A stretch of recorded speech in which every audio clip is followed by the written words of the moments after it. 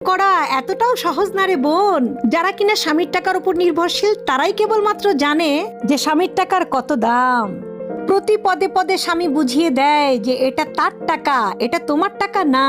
সে কষ্ট করে টাকা ইনকাম করেছে, তুমি এ টাকা ইনকাম করনি। তুমি হচ্ছে এই টাকা বসে বসে শুধু খাও।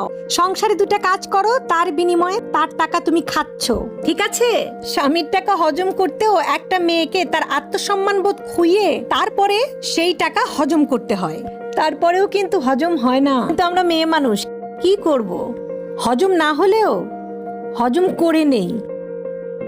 এইটাই হচ্ছে স্বামীর টাকা। অতএব স্বামীর টাকা নিয়ে এত গর্ব করার কিছু নাই।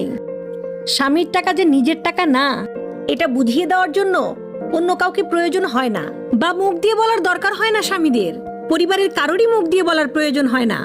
শুধুমাত্র চোখের চাউনি আর ব্যবহারেই বুঝিয়ে দেয় যে